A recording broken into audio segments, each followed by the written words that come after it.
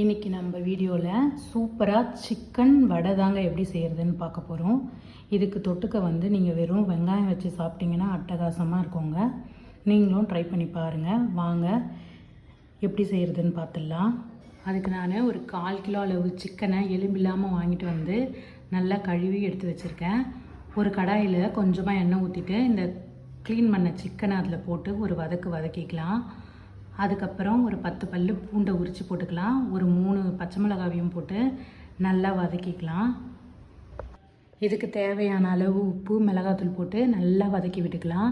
ஒரு 5 நிமிஷம் நல்லா சிம்மில் வச்சு வதக்கிக்கிட்டே இருந்தீங்கன்னா 80% இது வெந்துருச்சு. இப்போ ஸ்டவ் ஆஃப் பண்ணிவிட்டு சூடு ஆறுனதும் இதை மிக்சி ஜாரில் சேர்த்துக்கலாம். இப்போ இதை மிக்சி ஜாரில் நான் சேர்த்துட்டேன். ஒரு ஓட்டிட்டு அதுக்கப்புறம் ஒரு 1/2 ஸ்பூன் அளவு சோம்பு சேர்த்து நல்லா நம்ம அரைச்சி எடுத்துக்கலாம். இப்போ இந்த அரைச்சி எடுத்தது இப்படி தான் இருக்கும். இதை ஒரு பவுலில் சேர்த்துக்கலாம். இதில் ஒரு பெரிய சைஸ் வெங்காயத்தை குட்டி குட்டியாக கட் பண்ணி சேர்த்துக்கலாம். கொத்தமல்லி ஒரு கைப்பிடி அளவு குட்டி குட்டியாக கட் பண்ணி சேர்த்து நல்லா கலந்து விட்டுக்கலாம். அதுக்கப்புறம் கடலை மாவு ஒரு 3 ஸ்பூன் போட்டு நல்லா கலந்துக்கலாம். எனக்கு இந்த பவுலில் கலக்க சின்னதாக இருந்தது, வாட்டம் வரல. அதனால் நான் வேறு பாத்திரத்தில் பெருசில் சேர்த்து நல்லா நான் கலந்து விட்டுக்கிறேன். இப்போ நல்லா நம்ம தண்ணிலாம் எதுவும் ஊற்றாமல் பிசைஞ்சிக்கலாம். உங்களுக்கு இப்போது உருண்டை பிடிச்சி வடை வடுற மாதிரி இருந்துச்சுன்னா ஓகே.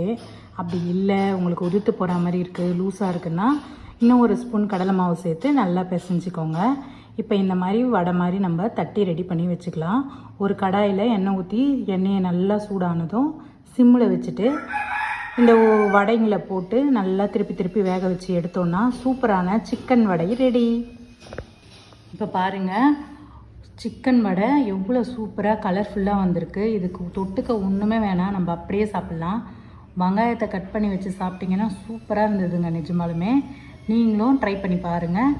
இந்த வீடியோ உங்களுக்கு பிடிச்சிருந்தால் லைக் பண்ணுங்கள், ஷேர் பண்ணுங்கள், கமெண்ட் பண்ணுங்கள், சப்ஸ்கிரைப் பண்ணுங்கள் ஃப்ரெண்ட்ஸ்.